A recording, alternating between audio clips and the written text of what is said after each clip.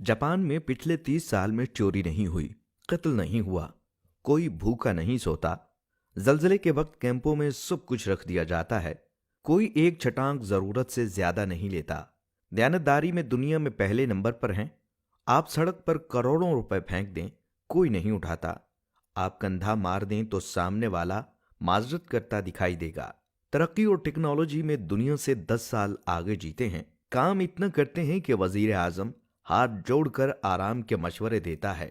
Cigarette की राख झाड़ने की डिब्बियां जेब में रखते हैं। सफाई इतनी है कि सड़कों में मुंह नजर आए। पाबंदी वक्त इतनी है कि 5 मिनट ट्रेन लेट हुई तो पूरी कंपनी बंद कर दी गई। इखलास, मेहमान नवाजी और सकाफत कमाल। मोहब्बत और वफा इतनी कि जापानी बीवी पूजा करने लग जाए और आपको इतना खिलाए कि मोटे होने का खौफ तारी हो जाए। चावल की फसल मरगूब ग़िज़ा। एक दफा कहत पड़ा तो 30 साल का ऐसा जखीरा कर लिया कि दुनिया से चावल नायाब हो गए, लेकिन वहां से खत्म ना हुए। जापानी जिसके हो गए बस पत्थर पर लकीर है। निजाम सेहत ऐसा कि टॉयलेट आपको जिस्म की पूरी डिटेल दे दे। 2 नंबरी और बेईमानी का तसव्वुर महाल।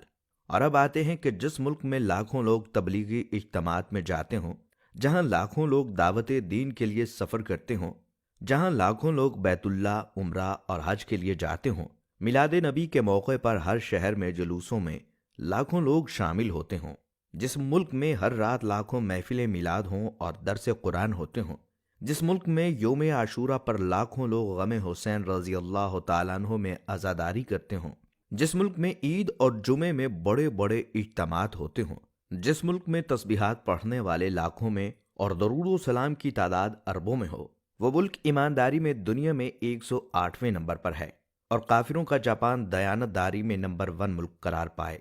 तो सवाल तो उठेगा कि हम किसको धोखा दे रहे हैं? हम खुद को धोखा दे रहे हैं या अपने खुदा को धोखा दे रहे हैं? क्योंकि हम दुनिया को तो धोखा नहीं दे रहे, दुनिया हमसे आगे जा रही है। दुनिया तो हर काम में आगे है, हम किसको धोखा दे रहे हैं?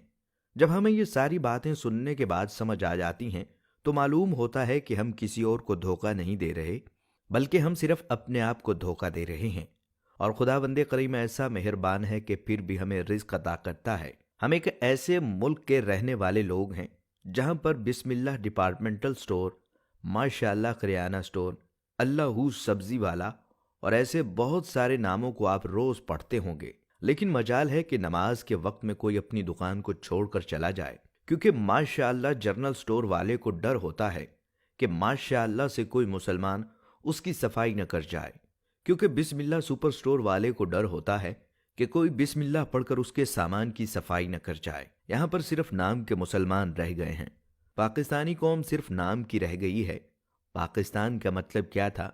ला इलाहा इल्लल्लाह। हम जापान चले जाएं तो जिन लोगों को हम काफिर कहते हैं, उन्होंने कुरान मजीद में से तमाम चीजें जो हमारी मिरास थी और हमने तमाम उल्टी चीजें जो किसी वक्त काफिरों की मिरास थी, जिंदा दरगोर आज भी हम लड़कियों को कर देते हैं।